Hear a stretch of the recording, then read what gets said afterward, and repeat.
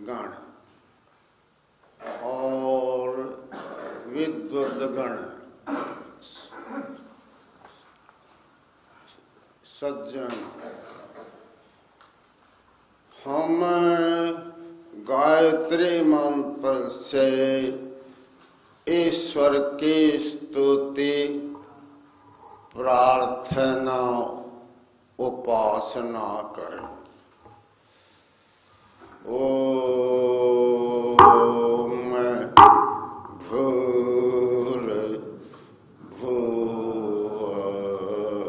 स्वः तत्सवितुर्वरेण्यं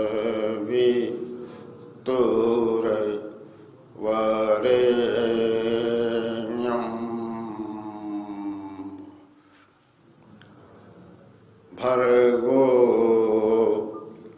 देवस्य धीमहि धियो यो नः प्रचोदयात्।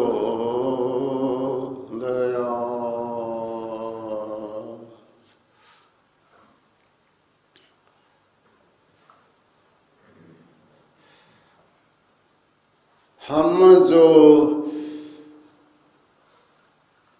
कल के प्रकरण में जो सुनने सुनाने का कार्य कर रहे थे, उसी प्रकार से उसको आगे समझने का जो है हम समझाने का प्रयत्न करें।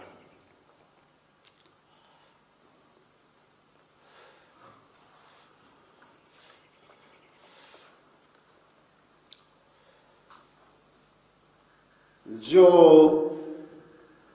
ये बात महर्षि दयानंद सरस्वती ने कही कि सब सत्य विद्या और जो पदार्थ विद्या से जाने जाते हैं उनका उसका आदि मूल परमेश्वर है।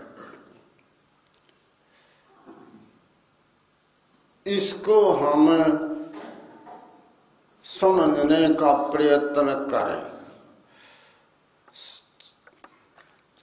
जो सत्य विद्या है, जितनी भी सत्य विद्या है, वो सब सत्य विद्या ईश्वर की है, अपना ईश्वर का स्वाभाविक गुण है। और जो पदार्थ विद्या से जाने जाते हैं उसका, उन पदार्थों का आदि मूल परमेश्वर, अर्थात जो प्रकृति से पदार्थ बनाए जाते हैं, अर्थात ये सृष्टि के जो बने हुए पदार्थ हैं, इनका भी आदि मूल परमेश्वर है।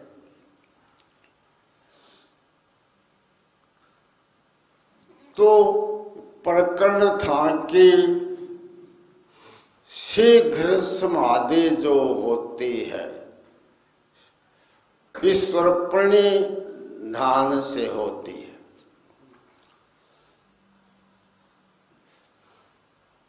ईश्वर प्रणिधान को ऋषि ने बतलाया कि सर्व क्रियाणाम परम गुरु अर्पणम तत् फल संन्यासो वा।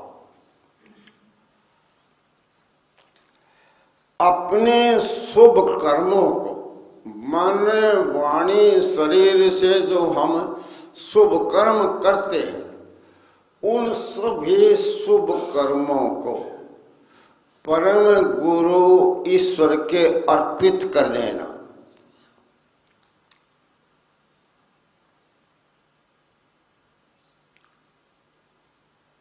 और उन शुभ कर्मों का फल,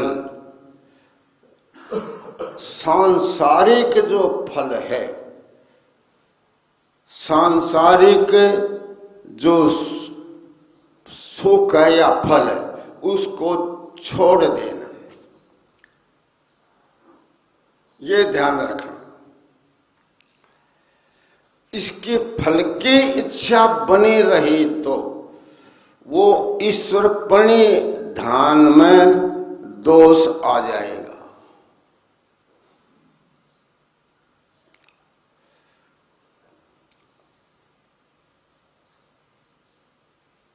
हमको ये योग विद्या जो पढ़ाते हैं, उनमें से ऋषि ने इसके 4 विभाग बनाए कि इस प्रकार से योगाभ्यासी इसको जाने। छोड़ने योग्य क्या है उसको जाने।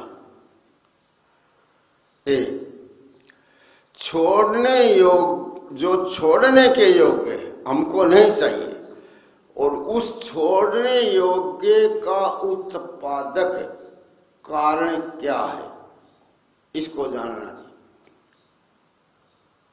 इन दोनों को ठीक न जानने से और फिर जान करके इनको करने क्रिया रूप में करने से सफलता मिलती है।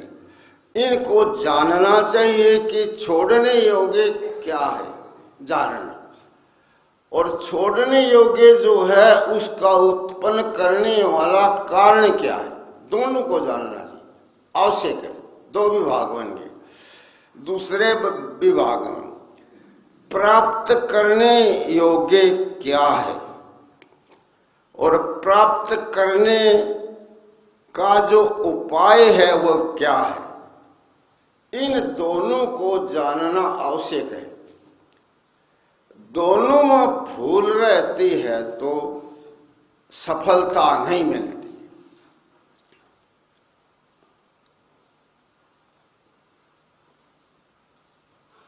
एक बात है, हम दुख को नहीं चाहते, हटाना चाहते। जैसे दुख जो है, बाधा है, पीड़ा है, वो छोड़ने योग्य है, इसको जानना चाहिए। दुख को उत्पन्न करने वाले जो कारण हैं, जिनसे दुख उत्पन्न होता है, वो कारण तो अनेक होते हैं। संक्षेप से है कि दुख को उत्पन्न करने का कारण मिथ्या ज्ञान है, अविद्या है, अशुभ कर्म है, ये वर्ग, इनको जाना। उस ओर जानने योग्य अर्थात प्राप्त करने योग्य क्या है, मुख्य को लें तो इसमें आएगा प्राप्त करने योग्य ईश्वर है। और इसको यूं भी कह सकते हैं कि प्राप्त करने योग्य जो है वो मोक्ष है, मुक्ति है, यूं कह सकते हैं।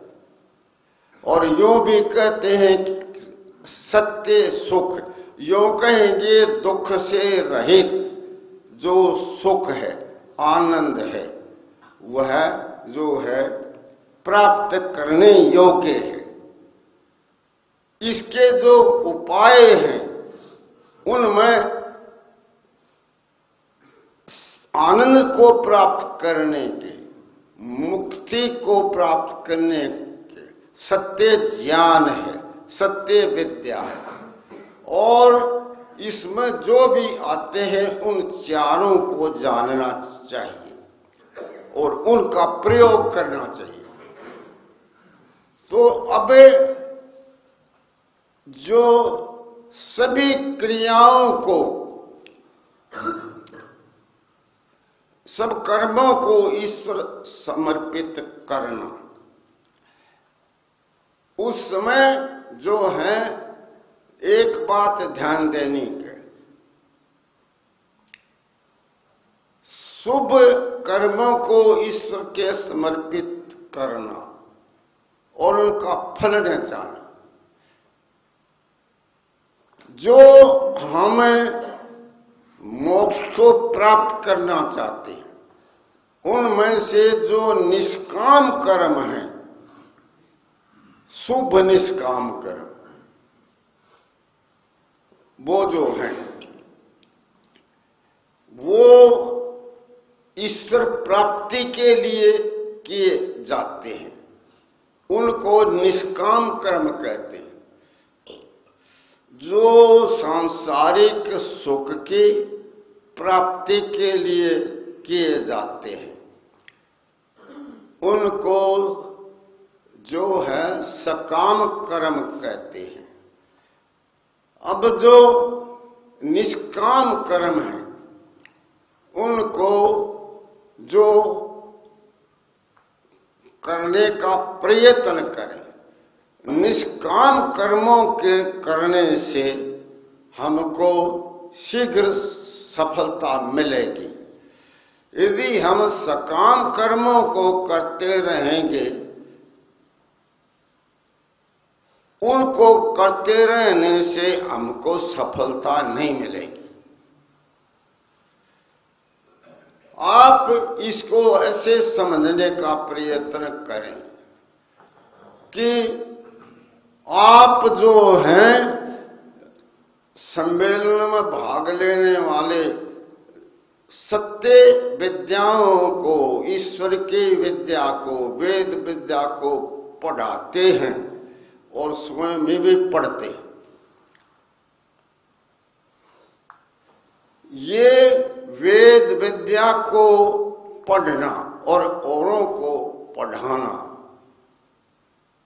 इस विद्या को पढ़ने वालों को सहायता देना, आप में से प्राय ये करते हैं। ये बहुत उत्तम कार्य है और ये ईश्वर प्राप्ति का एक मुख्य साधन है।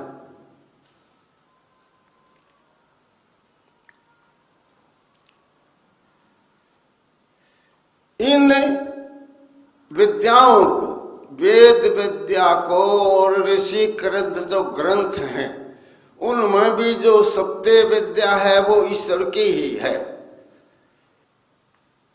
ईश्वर प्रणिधान में ध्यान रखिए, ये सत्य विद्या है। वेद की विद्या है, ऋषियों के ग्रंथ में जो सत्य विद्या है उसको हम पढ़ते हैं और पढ़ाते भी हैं।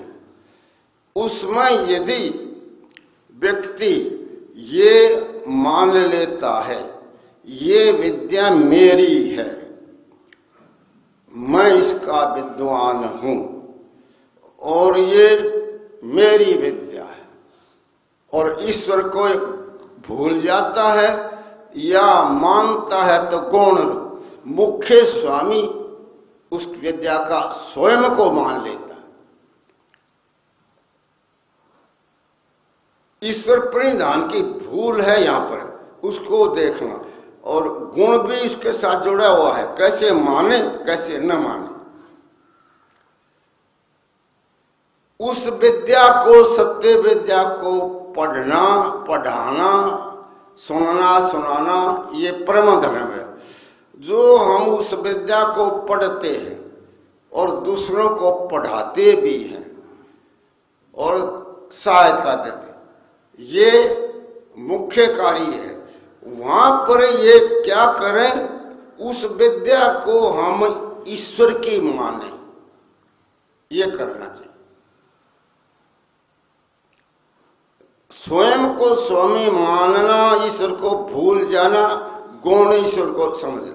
मुख्य आधार जिसकी ये विद्या है, गुण है, वो ईश्वर है, जीव नहीं है।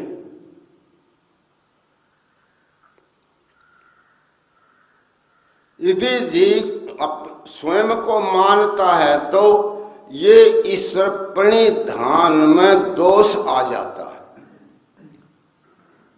और ये दोष आएगा तो आपकी जो है, किसी की जिसको नहीं हुई है, हो गई उसको छोड़ो, जिसको समाधि प्राप्त नहीं हुई है और वो समाधि प्राप्त करना चाहता है, यदि इस मान्यता को रखता है, और दूसरी ओर जोड़ो, जो पदार्थ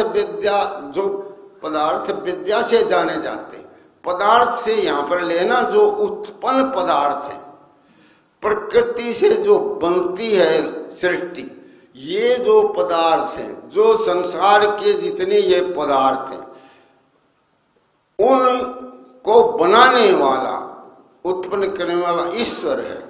उन पदार्थों को व्यक्ति अपने मानता है और ईश्वर के नहीं मानता, तो उसमें ईश्वर प्रणिधान में दोष आता है, असत्य है उसमें, तो वहां पर बाधा हो जाएगी। इसको इनको मानना कैसे चाहिए? ये पदार्थ, ये विद्या ईश्वर की है, हमको मिली है, ये हमको मिली है, ईश्वर ने हमको अधिकार दिया है, हम इसका उचित प्रयोग करें, इसलिए हम इसके गौण स्वामी हैं। ये प्रयोग आना चाहिए। ये प्रयोग नहीं आएगा तो ये संप्रज्ञात समाधि का और असंप्रज्ञात समाधि साधन ईश्वर प्रणिधान है, इसमें दोष आएगा और उससे सिद्धि नहीं हो पाए। और इन पदार्थों को ऐसे मानना, ईश्वर ने बना, ईश्वर ने हमको दिए हैं, हमको मिले हैं, हम अधिकारी हैं इनके लेने के, और ईश्वर के माने अपने को गौण समझ कहना चाहिए, इनका प्रयोग करते जाए तो ईश्वर प्रणिधान में बाधा नहीं होगी। उलझन जो है वो मैंने सुना दी, मैं मेरे की उलझन है। यहां एक वाक्य मुझे याद है, थोड़ा याद आता, वो मैंने ऐसे पढ़ा, उसमें ऐसे शब्दों का प्रयोग था, इदन मम, ये मेरा है, इदन न मम, इदन न मम इति बंधन कारणम, इदन न मम इति मोक्ष कारण। ये मेरा है, ये जो व्यक्ति का बंधन का कारण है, इसको जो हटा नहीं सकता वो असंप्रज्ञात समाधि को प्राप्त नहीं कर सकता। मेरी बुद्धि के अनुसार, मेरी सारी ये बात सत्य है ये नहीं है, जो सत्य है उसको सत्य मानना, असत्य है उसको छोड़ देना। उस समय इदन न मम तो क्या कहना चाहिए? किसी का भी नहीं, इदन जो कुछ है ये ईश्वर का है, ये ईश्वर ने दिया है, ये भूमि ईश्वर की है, सोना चांदी पदार्थ ईश्वर के हैं, ईश्वर के मानना, इदन न मम, ये ईश्वर का, ये समाधि का साधन बन जाए। ऐसे प्रयोग करते रहना चाहिए। जहां तक मैंने प्रयत्न किया, जितना ईश्वर ने मुझे ज्ञान दिया है, मुझ में जो भी सामर्थ्य ईश्वर का, उसमें ईश्वर प्रणिधान का प्रयोग किया है, लंबे काल तक किया है, और लगभग 60 वर्ष के लगभग हो गया इसका ईश्वर प्रणिधान का प्रयोग करते करते।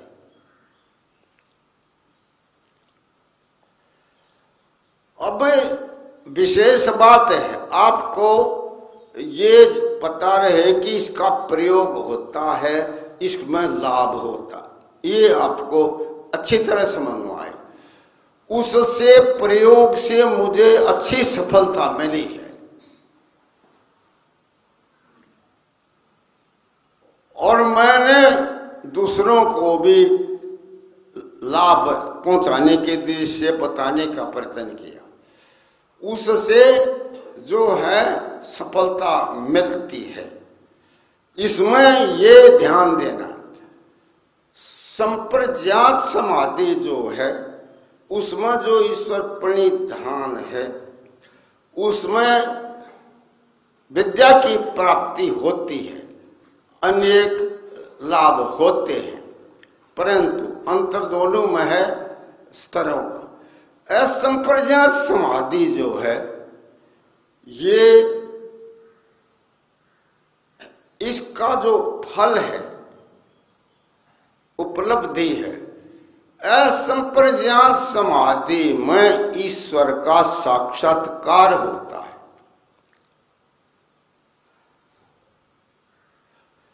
संप्रज्ञात समाधि में ईश्वर का साक्षात्कार नहीं होता।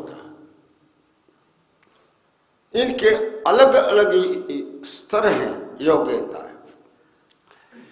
अब जो मन में विचार उठते हैं, जिज्ञासा होती है, उसको भी जानना चाहिए। जो ईश्वर का साक्षात्कार कहा जाता है, ईश्वर की प्राप्ति कही जाती है, उसको समझना चाहिए। उसको न समझने से भूल हो सकती है। कोई ईश्वर साक्षात्कार को वैसा समझे कि आकार प्रकार होता होगा, पता नहीं सूर्य के समान जो देखता होगा आदि, जैसा भी मन में आ सकता है, या समझ में न आना, संदेह होना, या ठीक समझ में न आना, ये दोष है। ईश्वर का साक्षात्कार होता है, ये सत्य है। ऋषि मानते हैं, सब वेदों में आता है, होता है। और वो जो ईश्वर साक्षात्कार है ये कह दो, ईश्वर प्राप्ति है ये कह दो, ईश्वर का दर्शन होता है, दर्शनाख्यों जी ज्ञान से, ये एक ही बात है। ईश्वर में जो सत्य आनंद है, दुख रहित आनंद है, और उस आनंद की प्राप्ति होती है, उपलब्धि होती है। उससे जीव जो है पूर्ण सुख का अनुभव करता है, या इससे ऐसे कहते हैं, जैसे कि ऋषियों की भाषा, प्राप्तम प्रापणीयम, जो प्राप्त करना था वो प्राप्त कर लिया है। ऐसी ईश्वर की प्राप्ति में जीव अनुभूति करता है।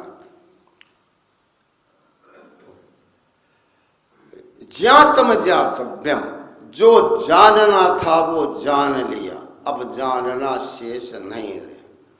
ईश्वर जो छोड़ना था वो छूट गया है, दुख बंधन वो छूट गया। इस प्रकार से इसका प्रयोग करना चाहिए। और आप स्वयं विद्या पढ़ते हैं, पढ़ाते हैं, और योगाभ्यास भी करते होंगे, जितना करते हैं उसको करते रहना चाहिए। आपको सफलता मिलेगी। मुझे सफलता मिली है, मुझे कोई संशय नहीं है। और ये जो ईश्वर का आनंद है, ये ईश्वर का स्वरूप है। आनंद ज्ञान जो है वो ईश्वर का स्वरूप है। स्वाभाविक जो गुण होते हैं वो द्रव्य का स्वरूप होता है। अग्नि का गुण उष्णता, जल का शीतलता, ईश्वर का जो आनंद और सत्य विद्या, इस प्रकार से आप प्रयोग करते रहें और उसमें इसको मुख्य मान के करते रहें। आप जो विद्याओं, सत्य विद्या को पढ़ते हैं, पढ़ाते हैं, आपका ये बहुत उत्तम कार्य है।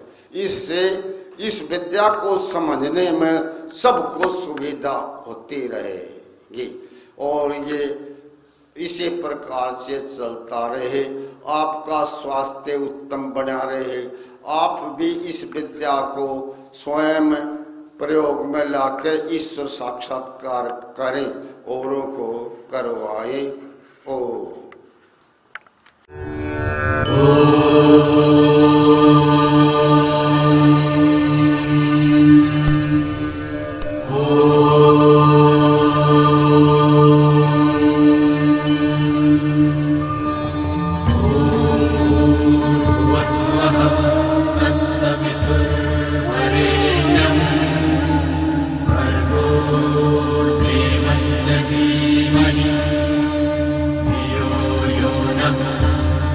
प्रचोदयात्।